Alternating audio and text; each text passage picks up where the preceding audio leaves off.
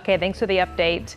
This morning, we're learning new details about a North Texas woman accused of using candy in a plot to kill her ex-husband. Yeah, this is a case unfolding in Parker County, just west of Fort Worth. Janelle Fort live in Weatherford this morning as we are hearing from the ex-husband at the center of this case. And I think it's safe to say this is a strange one. Yeah, it absolutely is. You know, Jeff Koth says for the first time in a long time, he's feeling relieved. He says for the past year, he's been looking over his shoulder. He installed cameras around his home.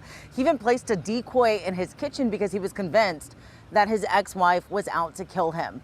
But now she's in jail. So Pamela Jean Stanley, his 63-year-old ex-wife, is accused of plotting to poison him with fentanyl-laced chocolates. She was set to appear in court this morning here in Weatherford, but that hearing was canceled. She remains in jail on a $450,000 bond, and she's facing multiple felony charges. Now, investigators say Stanley came up with an elaborate plan: inject powdered fentanyl into a luxury box of chocolates and mail them to her ex-husband. They say she was going to disguise it as a gift from a travel agency congratulating him on his engagement. But that plan, it unraveled when someone she confided in tipped off investigators. Deputies set up a sting and say Stanley drove hours from Coleman to meet undercover officers in a motel parking lot, thinking she was picking up the drugs, and instead she was arrested.